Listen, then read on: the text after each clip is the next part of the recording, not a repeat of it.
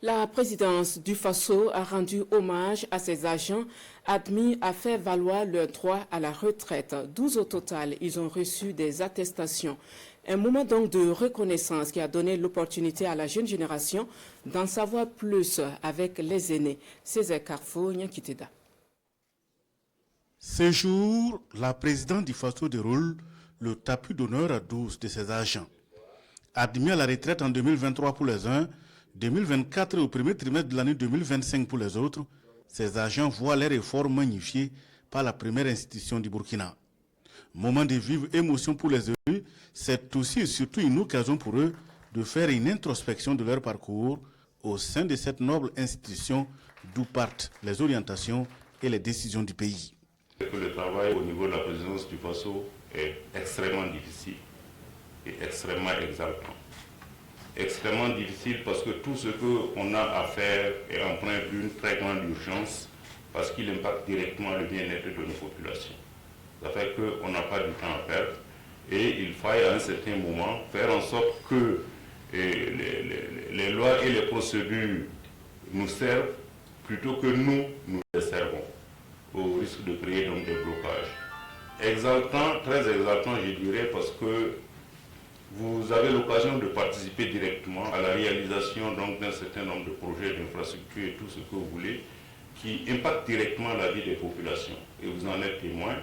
Et c'est quand même exaltant de dire que j'ai pu contribuer donc à la réalisation de tel ou tel projet qui a un impact direct donc sur les populations. Ravi de participer à la vie de la nation, à l'ancrage de l'institution qu'est la présidence du Faso, à des moments parfois complexes, les nouveaux retraités ont à leur tour des conseils pour leurs jeunes frères qui prennent la relève à un moment critique de l'histoire du Burkina. Le sacrifice pour le pays est une obligation pour le fonctionnaire. Parce que comme je le répète à mes jeunes collègues, quand on veut s'enrichir, on ne vient pas à la fonction publique. Quand on veut servir son pays, on vient à la fonction publique. Parce que la fonction publique, par essence, ce n'est pas d'abord l'argent. C'est un sacerdoce. Et ça, il faut le savoir.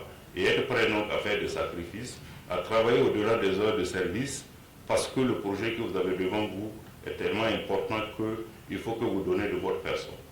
Et je pense que ça, c'est extrêmement important donc à relever à l'attention de nos jeunes frères qui n'ont pas eu la chance de voir certaines choses que nous avons vues.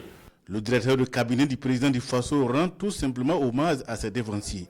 Ils ont su tracer la voie à suivre selon le capitaine Beda. Pour lui, c'est juste un au revoir et non un adieu, car ils restent dans la mémoire vive de toute la nation et sont appelés à un autre niveau où ils seront encore utiles. Vous avez embrassé cette carrière, vous l'avez développée, vous avez accompli beaucoup de choses et je pense que le pays tout entier vous est reconnaissant. La présidence vous est reconnaissante. Au nom du chef de l'État, bien sûr, je vous transmets ces vives félicitations. Que vous n'êtes pas encore à la retraite. Dans notre jargon, si je peux me permettre, le colonel on dit, vous êtes remis à vos familles pour emploi. Parce que vous avez aussi une tâche là-bas. Vous avez sans doute sacrifié beaucoup de vos heures, mais je pense que vous avez aussi la lourde mission de continuer à nous éduquer par vos conseils nobles, vos conseils précieux, reçus par la carrière. Vos conseils nobles de toutes les épreuves que vous aurez pu endurer durant votre carrière pour nous permettre de peut-être les éviter ou de savoir les contourner ou de savoir y faire face parce qu'il y a certaines choses qu'on ne peut pas éviter, mais d'être courageux face à ces épreuves-là. Le plus ancien est entré dans la fonction publique en 1985 et le plus jeune de ses retraités en 2003. Cette cérémonie donne alors l'occasion de saluer leur mérite et leur résilience pour une administration performante au Burkina.